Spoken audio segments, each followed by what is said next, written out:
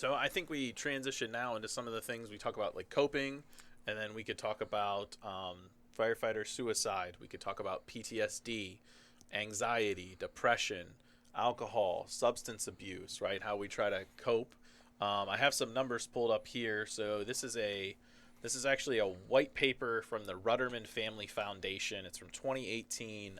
We use this in our presentation a little bit. It talks about PTSD and firefighters. It says almost like 14.6% to 22%. The general population, 6.8%, right? So depression, firefighter, 11%. General population, 6.7. Thoughts about suicide, firefighters. So I want to go back to the depression a little bit. So Sorry. One thing that stuck out in my mind during med school is during 1 year, I think, or any time frame, about one quarter of people, 25% of people are going to experience depression at any one time. At this table, one of us is experiencing depression. And now all in our minds are thinking, is it me looking at the other person, right? So understand that. If you're near a small group of people, odds are, if I was a betting individual, one of them is experiencing depression at any one point in their time. That doesn't mean that Do they know they are? Sometimes not. Not always, yeah. I would say that's what, from my experience, some people don't pinpoint it. Yeah. Your wife knew something was off for 2 years. You didn't realize until you're on the other end of a suicide attempt. Yes. My absolutely. wife told me yesterday that I have not been myself in the last couple of weeks. And so it really has you start to think, it's like, is it me or is it you? Yeah. And then that's the problem. Yeah. It's like...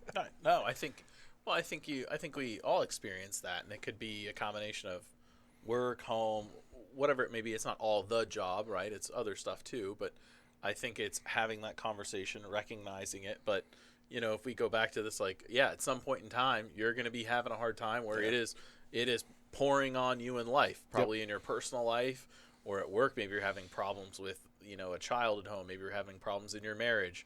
Maybe work is not great. Maybe it's not a great work environment right now. Maybe the culture's not the best. Like, there's all these different factors. Maybe it's financially.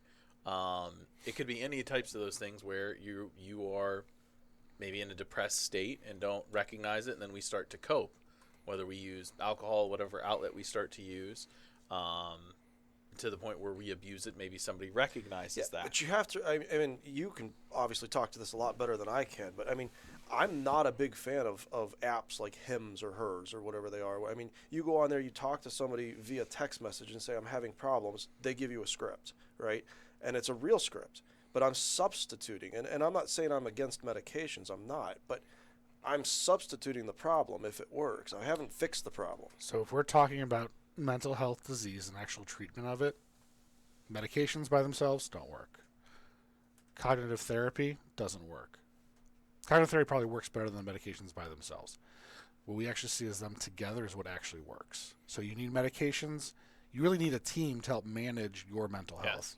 Yeah. You need a physician of some sorts, whether that's even just primary care to write the prescriptions based upon the recommendations from a therapist, or a psychiatrist to write those medications, to then have a psychology person have that therapy relationship with psychiatry involved to help manage the medication side of it as well as the therapy-based side of it. And it's together that it works. Separately, they just don't. And in 5 years, I know you wouldn't be able to, but I would love to see the statistics that comes from HIMSS on the amount of firemen who are taking medications because they know that it's completely untalkable. Nobody's going to know this. Yep, and it's easy, right? It's It is. easy. Yeah. It's impersonal.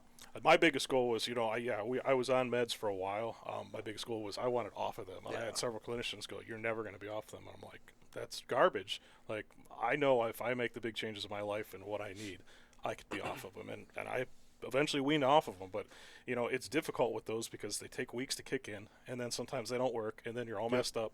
And there's a lot of boom, boom, boom, boom, like yo-yo effect. I played it for 6 months. Yeah, true. it's I played awful. it for 6 months Like, because I had some issues, right? And for 6 months, I couldn't adjust the way they wanted me to. Yep. And then I sat there one day, and my wife said, "You are so blah." And I said, "I'm done." And I threw everything away, and I started hiking again. And guess what? I like to think that helps me more than any medication ever would. I mean, again, I'm not saying that it's not for you, and I'm not saying it's not necessary. the path. Yeah, there's times that you absolutely need it. Yeah. Well, and the woman, she was from the University of Cincinnati. She spoke at that conference in Columbus, and she talked about mainly about PTSD, and she talked about long-term therapy. And she was the one that said, I've only taken that one person off the truck for that short amount of time, got him back to the truck.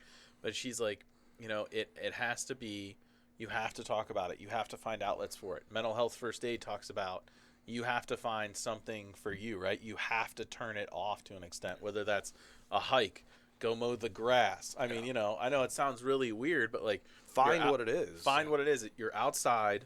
You're not being stimulated by other things. You got some time to decompress, maybe just listen to some music, and then you completed something. Yes. So now you have a sense of accomplishment, right? And I Correct. know that sounds like a small thing, but I'll tell you what, I enjoy push mowing my yard. I sold my love zero cutting turn. my grass. I have a zero It's turn. great. Yeah, it's kind of my time. Right? It's my time. And you know what? If you're having a really bad day and you want to go listen to music and mow the grass, like, I feel better. It'd be like equating great. to taking a hike, getting outside, getting away from screens, TV, the news media, your phone, And that's my Facebook. first triggers. We all Turn it have off. those triggers that are, especially our spouses or anybody who works with us all the time, recognize. And mine is I bury myself in my phone and I sit on the it's easy couch to do. and I just look at the news over and over. Maybe the same article. You get on Reddit and just start reading. Oh yeah. Yeah. And like you get caught, and then she's like, "You're not you. I mean, Go hike." And she'll force me sometimes. And I'm like, and that's great. She supports you that She way. does. I mean, She it's does. just, I remember I think, I'll throw this out there, and this is probably going to be perceived wrong. I think during COVID, right? So we're a busy fire department.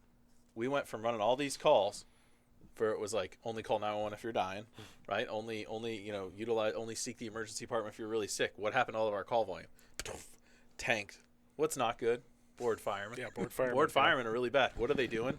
Drawing Watching pictures. CNN every day, and it's like, we are all going to die in the next 3 days. I How is remember that- sitting down Right? a couple offices from here, having that conversation with somebody. It's like, we don't know what this is, but it's killing people. It's going to Yeah. kill everybody. It's gonna And kill it's like, us. It's going to kill us first. Yeah. And Right? it's like, that's what we all thought. Literally, I think we were all depressed during that time watching it. And then finally, at our station, I was like, enough. Find something to do.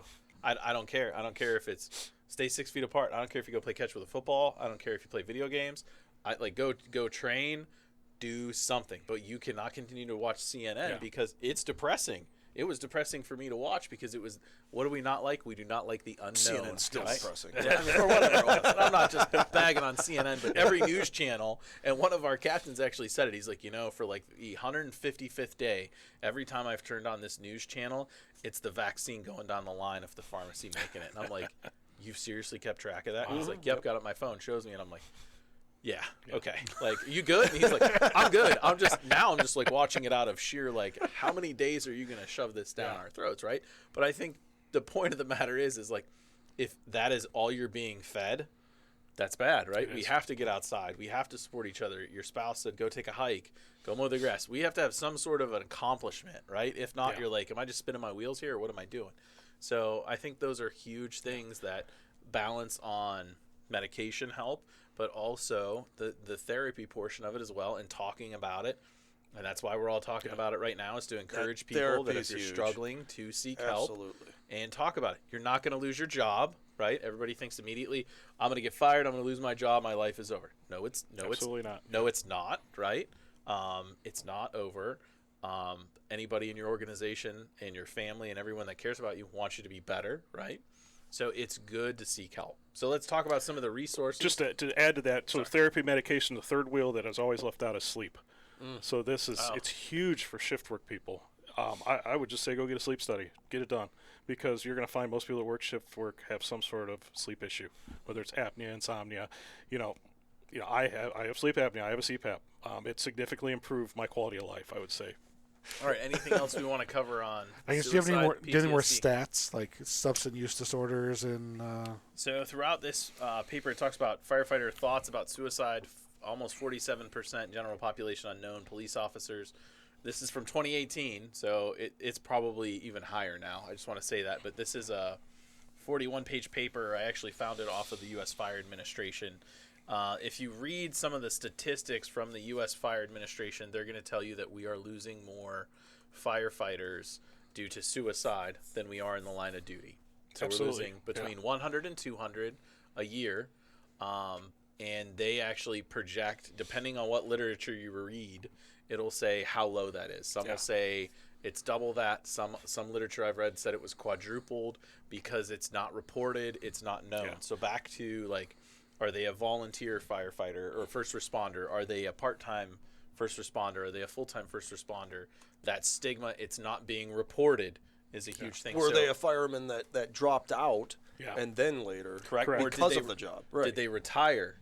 Retirement. The gentleman that spoke from the state of Ohio talked a lot about retirement out of police and fire, and then the suicide afterwards, shortly thereafter, because of the quiet, right? And they didn't have other things to do. So everything that I found, John, statistically on that is, we know for sure we're losing more first responders to suicide than we are in the line of duty. And this is that's alarming right there in itself, I think.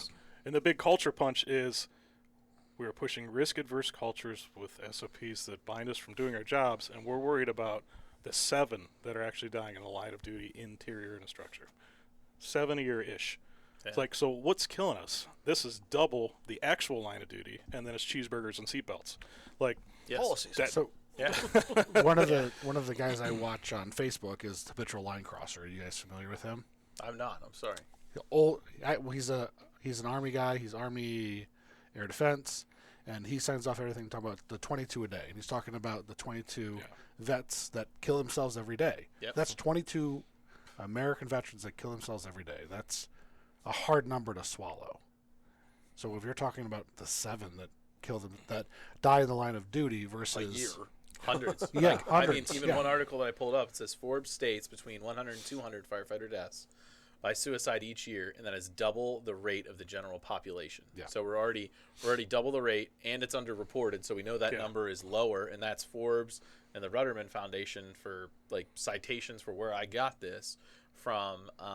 It's extremely high, like, and it's all because I think a lot of it is the BS stigma. And then some of it's going to get into resources. So that's what I want to... I would say OA, PFF, and IFF, like, put your money where your mouth is. Start getting us some hard numbers. Put together a committee that can accurately report these, because Brian Brush did it with the Firefighter Rescue Survey, and now we can accurately report grabs throughout the United States. That's true. We can report through NIOSH line of duties, like, where is the suicide rate, and why won't we talk about it? Why are we just it's only 200 a year. I think personally they're not going to talk about it because that's going to involve their input on money for fixing it. Yeah. And what's a life worth? right, apparently not Everything. a much. Yeah. Exactly. Right? Everything. We will risk...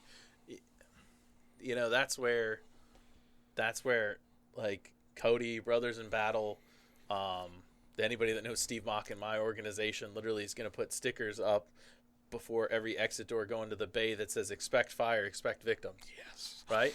So expect we're going to go to a fire today. If you're riding the ambulance, expect you're going to have a bad call today. Right? And expect victims. And expect victims. But our most important thing, I'm going to go back to what that little girl acknowledged in our fire station.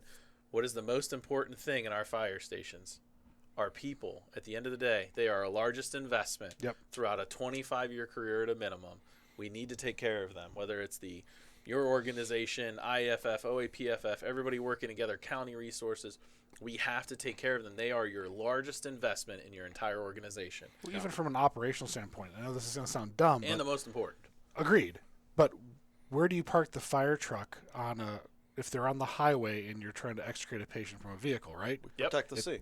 Exactly. Yep. You're protecting the firefighters on scene, the police officers on scene, and the patients on scene. You're sacrificing The truck is replaceable. Exactly. 100%. We buy a new truck tomorrow, but we can't buy another. I can't buy another Matt. I can't buy another Brian, John, Caleb. Like that's. We couldn't buy another race. Thanks.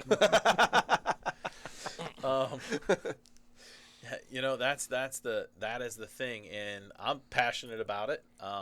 Definitely not an expert, but I think we have to really change that mindset. And I think part of this could be definitely you hit the nail on the head there. The fire.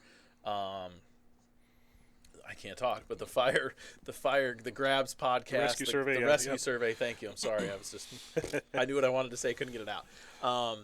We know where people are going to be when we're going to a fire, right? They're typically in the travel pathway of probably trying to exit the structure. I watched a thing the other day. It talked about where was the victim. If their head was first towards the door, they're obviously trying to get out. Or maybe you go down the hallway and you find their feet first. Maybe they're trying to go back and overwhelmed. So maybe that tells me there's another victim. But we know the locations of that based off of those statistics.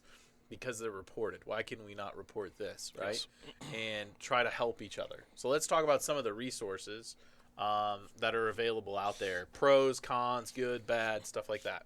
So does your workplace have an EAP or an employee assistance program? And then the big question is, does it work, or is it not good? I can tell you ours, we haven't had employees use it. It does not tell the organization who used it. And that's the thing, I think, one of the first stigmas that we tried to break. We sat each shift down, explained all these resources, a lot of what we're going to talk about now. And we said, this is EAP. There's flyers posted out through the fire station. There's pamphlets. They're in areas where you can be alone and take one of those and put it in your pocket and nobody would ever see you. That's done for a reason. So if you don't want to let anybody know you're having problems, but if you call them, utilize them, this and that, none of us know. I don't know. The administration doesn't know. We pay a bill for EAP. That's it. And they might say, all they say is 20 members of your city, township, village, etc. used it last year. They do not give a name, so it's 100% discreet. But that's how most programs are, and that's how they should all be. And that's how they should all be. But I think that's a comfortability thing that I don't know if that's explained to every new hire. Back to your new hire point, or every person. It's private, it's accessible, but are those flyers hanging up in your fire station? Are those pamphlets available to somebody? Or if somebody says, hey, I'm having a hard time, do you give them one? Now let's get to the point of, does it work, right? So ours, if you call and you need assistance, they will typically see you within 24 hours. That's what they're committed to. I went to an executive fire officer class with a good lieutenant from down by Columbus. I'm not going to say where he was from. They had 2 children drown in a pool. He called their EAP for his people when they got back, and they said we could see in the next 2 weeks. That doesn't work, right? So unacceptable. That's unacceptable, because when we need help, typically when we ask, it's already too late. Correct. Right? It's already too late, and then we need it right now. It doesn't matter if it's Sunday morning at 6 a.m. on a holiday. If that person asked for help, they need help right now. It can't be like, yeah, we'll get you help in 2 weeks. No, that's not going to fly, right? So I think if you have EAP, understand how it operates, feel comfortable to use it. But I would challenge your officers, your administration to say, have you ever called it and just had a conversation and said, hey, if I had an employee that needed help right now, how long would it be for you to get them in? I bet you there's a lot of people that have never done that, right? So find out, is your program good or is it bad? If it's bad, I would challenge administration to say, hey, this doesn't work for our people. So you're paying for it, and it doesn't work, right? So nobody likes to pay for something that doesn't work. So let's look at it and then maybe find something else. We have a good network. So if maybe what I'm using doesn't work, I could call your organization. I could call your organization. I could reach out. There's different avenues, right? We could call our neighbors. We all have friends. We could figure that part out. I got a question on this just to bring up with you is, so we have the EAP, and also it's the 988 suicide line. Mm-hmm. So I call in, I'm a problem, suicidal ideations. They call 911 for me. Squad shows up. I get pink slipped. I end up with you. Yep. How does that work for us, with our jobs? What is offered? Because I've never experienced that, but what do you do with them? Sure. So if a patient comes in via pink slip, via that process, they come into the emergency department, we'll see them, we draw blood, we get an EKG, we get urine from you, we do essentially a medical screening exam, CBC, CMP, COVID test, because if we're going to place you into a facility, they want to know your COVID status, drugs of abuse, drugs that could kill you, and if you want to know if you're pregnant or not. Okay. Don't do that test on you, but for our female patients, we do. Once we determine that you're medically cleared, and really the only reason we're not going to medically clear you is going to be if you were an ingestion. Okay. So if you took a toxic amount of Tylenol or some other medication you had access to, we're going to wait until you have stabilized from that ingestion and treat that ingestion. We'll still hold you until we medically clear you. Then psychiatry will come on board and determine whether or not you need to go to a psychiatric admission, or if you can go home and do outpatient follow-up. I'll be honest, 99% of the time, if not 100, if you're a suicide attempt, you're going to get admitted to a psychiatric facility. Okay. Because you're just so high risk, right? You've already gone to the point where you've attempted suicide, even if what we say it's by insufficient means. Mm-hmm. So if you say that I drank a half a bottle of vodka or whiskey or whatever it was, and your intent was to kill yourself, even though that is insufficient means most people aren't going to kill him, I'm going to treat that as a suicide attempt, and I'm going to, for your safety, say you need to be admitted to a psychiatric facility, and that is not going to be 30 days, honestly. Yeah. Most of the time, it's going to be about a week, give or take. That's a part of this I wonder too. Is that seems like I don't want to say a ball drop, but maybe something UH could look into is if I get a fireman or police officer that is in my ER that has this problem, can I place them in a more appropriate facility than just kind of a general facility that's close Somebody by? who understands better what Yeah. that could be. I mean, I take a suicide attempt as more like a TIA. Like, it's the mini stroke that's coming to the big stroke, and if we don't catch it and fix it, we're gonna have issues later, right? And that's why we admit these Right. patients, right? Yeah, it's for avoidance out there. I just had a guy who was in the fire service and told us that he held a gun to his head and pulled the trigger and didn't go bang. So this was months prior. I'm still holding him and have him have a psych evaluation Okay. because he didn't have follow-up to that, right? Yeah. Oh, okay. Similar to he had a suicide attempt. He did not complete. He hadn't talked to anyone about it. Yeah. So you still have access to guns in your house. You still have the means. We're gonna have a psych evaluation, and I want my conversation with psychiatry to be like, what's best and safest for this patient. Okay. If we can agree that it's safe to go home because it's been months, he hasn't had an attempt since, we can secure the weapons, and I can have close follow-up for you, and we've already have an appointment scheduled, or Okay. I'm going to have you go to an appointment right now from my emergency department. That's a safe plan. Yeah. We have inpatient psychiatric admissions. We have what we call intensive outpatient programs, where it's the same amount of intensive therapy you do inpatient, but you get to sleep at your house. But you wake up in the morning, you have to be there at 8 o'clock, you're done at 4, you're really tired because you just did a whole day of therapy, and you're just exhausted afterwards, but you get to sleep in your bed, but you're back there the next day. Gotcha. Well, thanks So, for that. Yeah. yeah, I mean, I know a lot of guys are terrified of that and not sure what to expect, so they'll avoid it. So really, I think the point of this is one of the resources you can have, and I will own this as a medical director, that if you have no one else to talk to, call your medical director. That's a great point.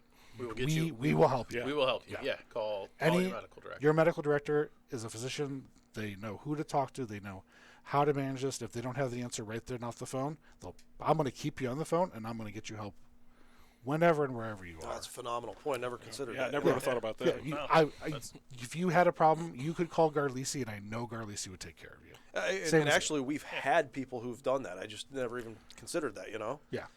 Even if I have to drive out there and talk to them myself, assess their safety, and if they need pink slipped for their protection, Yeah. I will personally pink slip them. I will ride with them, and we'll go get the help we need. But that's going to be a rare case. If I have someone actually reaching out, short of suicide attempt, I'm thinking about suicide. Even if I have a plan for suicide, that doesn't necessarily mean to me in my head I have to take you out of the situation you're in, suspend your rights, and put you into a facility. I want to have that conversation and come up with a plan. And if that's, hey, we're going to get you in to see someone this afternoon, and we're going to work through this. The easy button, it's not easy, but the easy button is everything falls back upon the emergency department. We are the safety net for our current way that we're set up. There are a lot of programs. Coleman Professional Services operates in Northeastern Ohio. They have access, 24-hour access. You can go to them, but a lot of the stuff falls onto the emergency department, and that's where you sometimes go because there's not anywhere else for you to go. Yeah. And we know that we can keep you safe there, and that's all our plan is to make sure that you are safe. You're not going to harm yourself. You're not going to harm anybody else, and making sure we have a safe plan for you to go home, because that's the ultimate goal. Yeah. We need to get you home. How can I safely make sure you're going to be safe at home when you get there? Right. It might Very be good. this afternoon. It might be tomorrow. It might be a week from now. It might be 30 days. Yeah. We don't know. We got to work through this process. But also to get you, not only get you, A, get you better, B, get you home, and C, get you back on the job, Yep. right? Because Yeah. there's a path back. And I think that's say huge. home, and I mean, when I say I know home, what you're saying, yes. And home I is just wanted to back kinda, into your I wanted to- how you're operating. I wanted to open that up just a little bit more. Yeah, to your point, it's we're not only trying to get you home, but we're trying to get you back to work as Correct. well. There's a path back for that person that needs help, because there's just that swirl stigma of this is it, it's over, and it's like it's not over. It's not it doesn't mean that and even you're even not losing your AHA job. You're not added a link in their chain that was you are back home after rehabilitation. So I Yep. mean, everybody is taking that. well, and it talks about AHA added the change for that, and then back to your point too, they added the like hot wash, if you will, critique, kind of like after the Which call. kudos debrief. on them They for- call for it doing AHA calls it that, a but debrief. Yeah, after the call. Still not a big fan of AHA, but Like when I went to the Center of Excellence, I was there 37 days total. So a few extra days, got done what I needed. Work wanted me to come right back. I took FMLA to go, and I'm like, no, I'm taking the extra time. I took my full FMLA for the year, and it was a good move because I wasn't ready to transition back. And like you said, getting back to the job, I needed that time to transition back to my family first, then to the job. But you had insight Yes. after 37 days to Yeah. say, I'm ready to come home. Exactly. I'm not ready to go back to the job. Yeah, and I could have stayed longer. I mean, they don't kick you out. If you need to be there for 2 months, they'll keep you for 2 months. Could you, Brian? So one of our resources, we have OAPFF peer Yeah, support, which is IFF great. peer support, but you're on the topic, so let's talk about the IFF Center for Excellence. What is it? What is it Okay. about? How can you just kind of give an overview on so that? the Center of Excellence, there's one in Maryland. I believe there's one in, I want to say Arizona. There's a West Coast one. Okay. I don't know exactly off the top of my head. It is sponsored by the IFF for firefighters, and it is just for fire. And there are some police fire guys there. So there's a couple guys that are cops that were there for maybe a shooting or something like that. Okay. But it's available through the IFF. So it's a very good option. I think a big thing the IFF needs to do, step up, is fund it more because they need more funding. It is pretty much run by a private organization. IFF just got their sticker on it, and it's for firemen. So it's one of those things like, all right, guys, it's time to step up and fund this a little heavier. It is an inpatient facility. They have essentially a detox unit, and this is just speaking of the Maryland campus, and then they have 3 station houses. So as you transition in, you go in, you do your check-in, you'll sit in a detox unit for 7 days to make sure you're not coming off anything that's going to kill you, or some of the alcohol detoxes are severe, and obviously guys can die from it. Yes. Because we know that there's concomitant substance use disorders with Yes, depression, multiple things. They're interconnected. Yeah, so you're alone. They take everything you can hurt yourself with. You're in a psych unit. Shoelaces, belts, everything. It's all taken for that first 7 days. Gotcha. So they evaluate you once they feel you can go to the general, like I don't want to say general population, but the station house living. You graduate from there and they move you down. So that's kind of how your first 3 to 7 days are spent. As soon as you get there, they're big into medicating you, which I was, of course, I'm not taking any meds. I'm good. I'm just here for help. And they're like, listen, this is a big, scheme and overall, and we need to get your sleep better. We need to get your anxiety down. We need everything under control so you can actually start healing and moving forward. So this is why we're starting these. And they did a good job explaining you through it. And I was still a little hesitant, but they're like, just trust us. You're here for help. Take the help we're giving you. I'm like, okay. So, and it did. It helped. I had some great nights of sleep, and it was like, wow, you start to get some of that mental clarity. You lose the alcohol fog. So a lot of that is very important in the process of healing. Then once you move to station house living, you actually start classes. And it is, I don't remember, it's been a minute. I think 6 days a week. It's 8 hours a day. You're going to classes. So it's cognitive behavioral therapy, art therapy, things like that. There was things I was like, why are we doing this? This is stupid. I had to sing karaoke the one day. It's dumb, but it's all therapy that has helped building back what you're doing. I remember an art therapy thing. She's like, there's magazines over there. Go cut those out and make a collage that reminds you of your family. I'm like, am I in the right place? I haven't done that since 3rd grade, and so I'm cutting it out. And I'm got a glue stick and these rounded scissors. I'm like, oh my gosh, sticking these things on. It was like, boom, hit me like a ton of bricks. I just started bawling.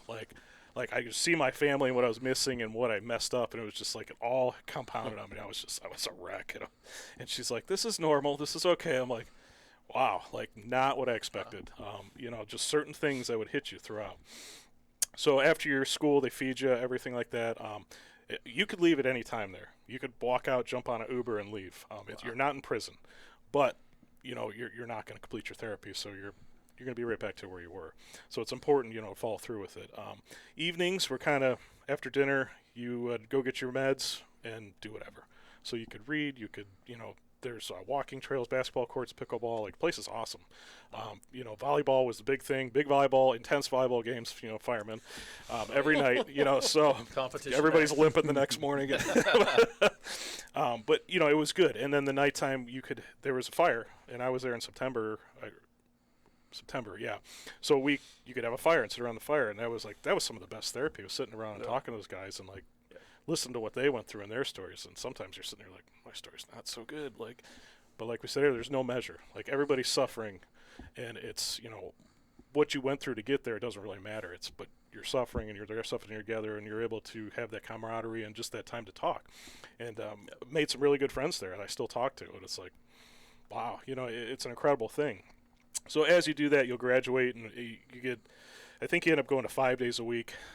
You get phone time. Like, they take your phone from you, so you only get like 3 days a week of phone time, which is good because you're out of that toxic social media, that doom scrolling, or whatever you want to call it. So you can't do that. So you have to find ways to, you know, take up your time and invest in yourself. So as you work through that, they do some trauma therapy. You know, that's really tough. And then they offer a lot of options. They have EMDR. They have hypnotism. They have all kinds of things you work through with your clinician while you're going, and you just keep running through those things. I did EMDR. It was extremely helpful for me.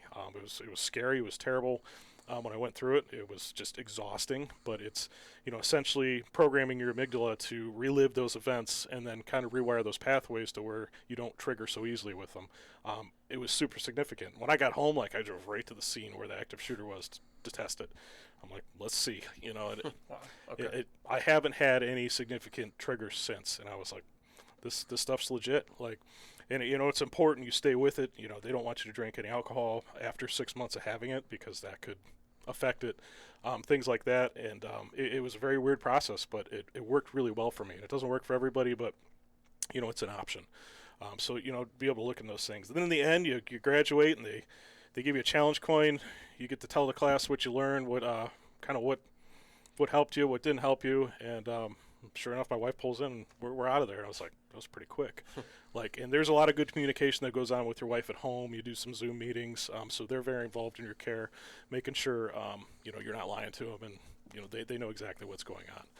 So I thought that was really good, and it was a great experience for me. There is a high relapse rate with 30-day programs. There is some one-year programs, so that might be something to look into for some other guys. So, you know, that's the hard part, is departments need to understand, like, if I need to send somebody there, they're going to be gone a while, and not to try to jam them up on sick time, or, like, be available. You know, the healthcare thing, like, my union stepped up, and they paid my 2 months of healthcare because I was on unpaid FMLA with no sick time left. So that was awesome. So I got to keep my healthcare. Expenses, I think we talked about this a little. Yeah. It's very expensive. I think my stay there was like $76,000. But I paid $1,100 of it because my insurance covered it. They do have a cash package deal that I know unions can send guys on cash. It's a lot less, but you know, it's still very expensive. So you need some sort of support system. And then at home, I had to supplement my wife, and thankfully, family and friends, you know, stepped up. Brothers in Battle, big time, stepped up and took care of us, and made sure we had groceries and mortgage was paid, and like, so it was really cool. So it takes kind of a team to get somebody through there. And some of the cool things I witnessed was like chiefs flying in with their guys to just get right back in the bus and fly back out just to make sure they got there. I was like, wow, that's some leadership right there. That is putting your guys first. You know, driving dudes in that, you know, have DT so bad that they can't even walk. Like, but the chief's there with them. He's got another officer with him. Like, we just want to make sure you got to the gates. You guys good? Back on the plane, they're gone. I'm like, wow. That's so huge. Yeah, and you know, some of the things I've done down the road now is I have some lists and things like that for guys to pack, some things that are helpful, some things to help you get through the process, who to talk to. I got a care package. If anybody reaches out to me, I send to them there that just usually has a Bible, address book, you know, things they need like stamps, envelopes, stuff that you're not going to get there, so they can communicate to people. Sure. So, you know, that's something I've kind of been passionate about, and I've helped a lot of people go down there, and a lot of people have been successful. Just recently, I had somebody that I worked with that went back for a second time. He's like, man, he goes, I think I need to go back again. I'm like, good for you. You can go back as many times as you want. Like, go for it. So, you know, he's there now. He's doing great, and he's like, it's even better the second time. So, Good. yeah, it's a great opportunity. It's a great tool. I hope we push it harder and make it more, I guess, easily accessible and not such like a shameful thing to go do. Like, get guys there, put up the flyers, get the numbers out. Like, they'll give you all the free literature you want to hang in your station. So it's a great option. That sounds amazing. Yeah, actually. That's seriously, that's awesome. Yeah. And you're treated. I think the best thing is you're living that station life in there with other guys, and you don't feel like you're in a prison. There's freedom. You can go outside. You can roam. You can so it's just not what you would think as being. Everybody's like, oh, I'm gonna be locked in a mental institution. It's not that at all. Plus, you're with other first responders, Yeah. right? So like sitting around the fire talking, they're relatable. Yes. Our inner circle is usually people we work with, Yep. or other firefighters and EMS providers, or military. I mean, So who are you going that's to who heal better with? Correct. Yeah, Like so. who are you gonna heal better with, right? And which kind of leads us to our next point.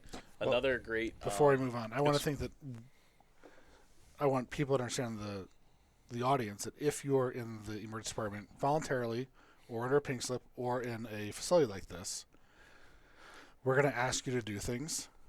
It's easier and actually quicker if you just kind of go along with what we're asking to do, whether that's taking a medication, allowing us to draw your blood, allowing us to do EKGs. Sure. Just allow us to work through this process. The people that are trying to help you are all professionals. Yeah.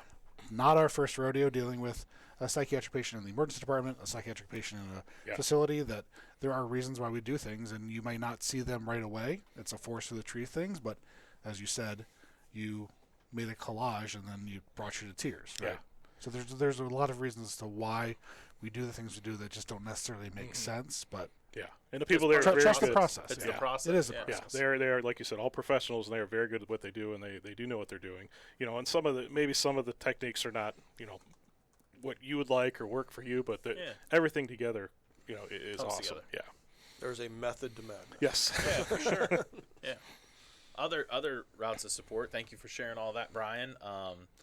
Other routes of support would be OAPFF, IFF, peer support. Yeah. Right. Like I said, I used just a local guy in instant help, which is awesome. Yeah. I know Lorain County's trying to get it off the ground right now. I know I was talking to a couple of Lorain guys that are in the classes and trying to start a Lorain County division, and it's taken off. So Yeah, peer support is definitely gaining steam between IFF, OAPFF, the state of Ohio Fire Chiefs. Yeah. There's been a ton of free training out there if you want to be trained as a peer supporter, and it's easier for us once again to talk to a peer about a call. And we've had good success in our organization, and I know a lot of organizations have had good success with using this as a resource.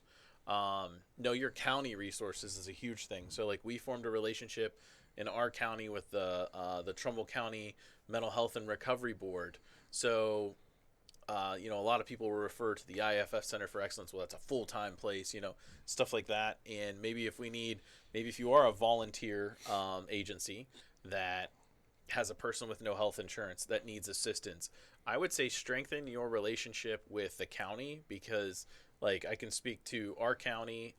Katie Cretella has been amazing to us, and they can get someone with no health insurance free help, set up appointments within 24 hours. They will continue to pay for it for so many visits, so it takes that financial burden away. So there are a lot of good outlets.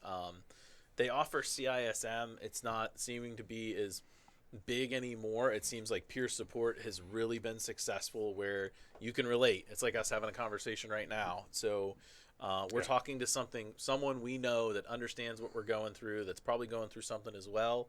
It's relatable and talkable, but those are knowing your county resources, knowing how to get a hold of these. peer support is fast and mobilizes within hours. Yes. So and even if it's not in your county, still reach out to peer support, because they'll just send somebody from the other county. Yep. So 100%. It's super, super useful. Because we talk about when do we need assistance. If we're asking for it, it's probably too late, and it's going to be Sunday on a holiday at 7 Right. p.m.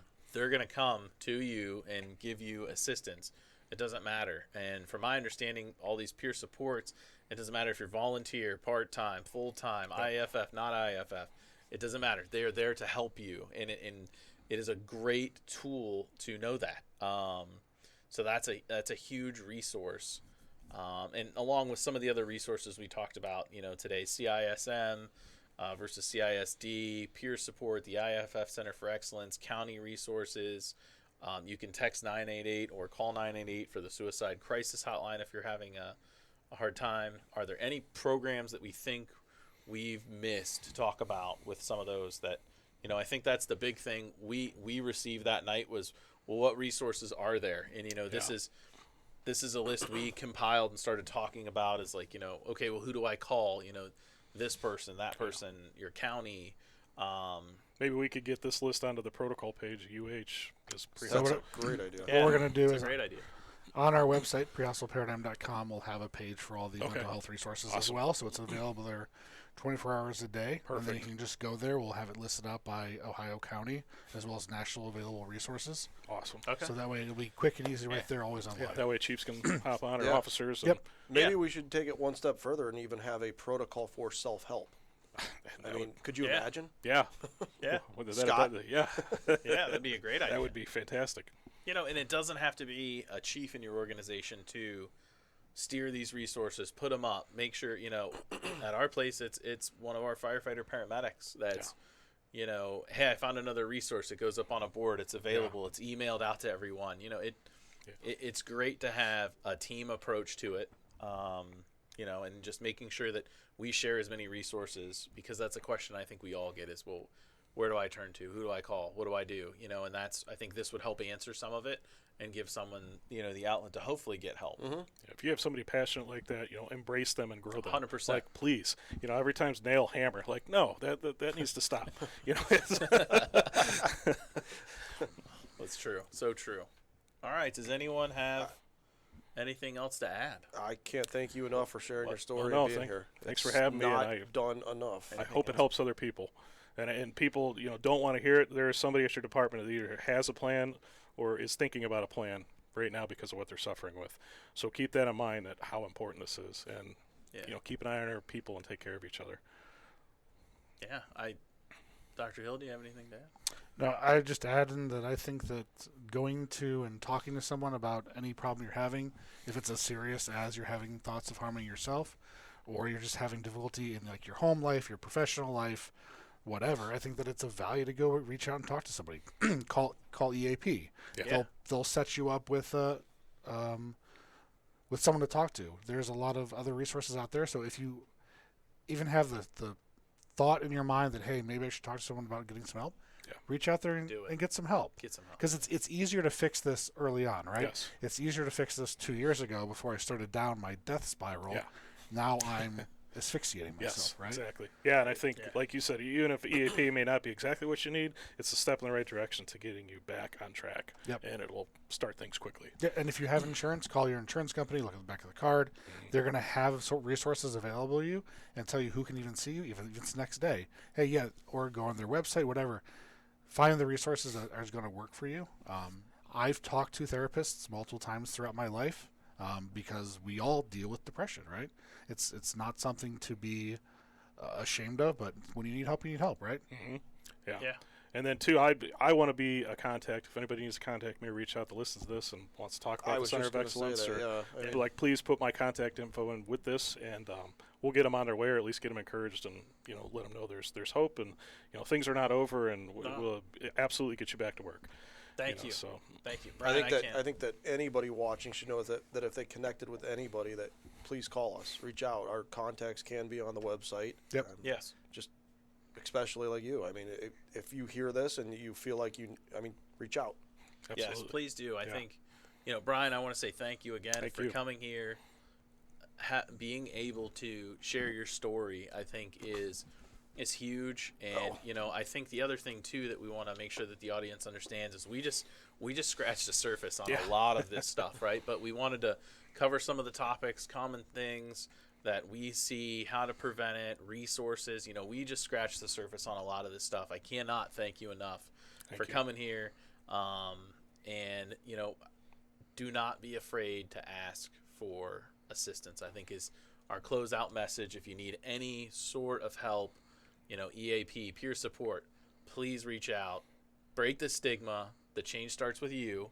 I think that is a huge, huge thing, and it's time for a culture change in the fire service, that we need to make sure that we are taking good care of ourselves, we're taking good care of our people, our teammates, and, don't be afraid to ask for help. And I think that's going to start leadership up, right? 100%. So be be a good partner and ask your partner how they're doing. Yeah. Because if you don't have that leadership up top, build them from bottom up. Yep. And Brian, for coming. Yes. Caleb has a token of Thank you very much. Every new Wow. lecture guest always gets one. You Thank you. might be able to redeem it for a beer amongst us. it's not worth any thank you monetary again. value. Hey, thank but you. We cannot thank you enough Yeah, for coming. no, thank you very much. And once again, we want to thank all of you for tuning in, and we hope you catch us on our live. Be safe out there.